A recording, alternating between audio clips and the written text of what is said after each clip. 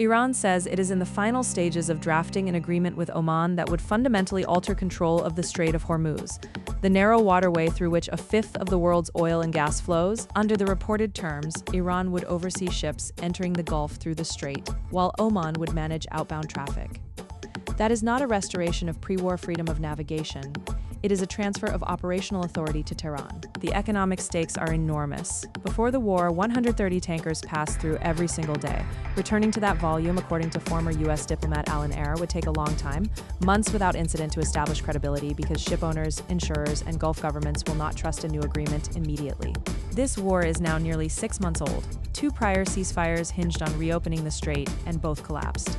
A previous memorandum of understanding fell apart within weeks amid disputes over shipping routes, attacks on vessels, and sanctions relief. Reuters now reports that Iran warned Gulf states to tell President Trump to desist or we will hit you hard. Trump himself said last weekend he was preparing a major offensive targeting Iran, but pulled back after diplomatic intervention from Gulf monarchies. Now Iran says it is in the final stages of drafting an agreement with Oman, but neither Washington nor Muscat has confirmed a word of it. President Trump now alternates between threatening military action and supporting diplomacy. Alan Eyre told us the United States has to back down in all probability, and that ship has sailed.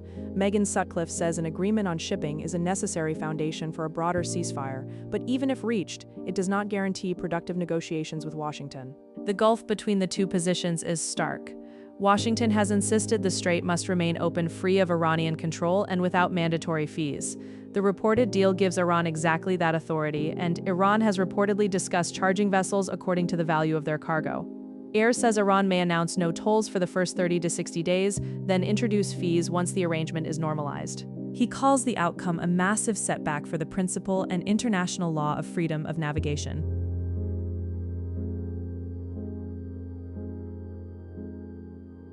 The Gulf monarchies have been the primary recipients of Iranian retaliation following every round of U.S. airstrikes, and President Trump now alternates between threatening military action and supporting diplomacy, leaving the region uncertain whether either posture is strategic. The window is narrow. Megan Sutcliffe says the next few days will determine whether the strait reopens.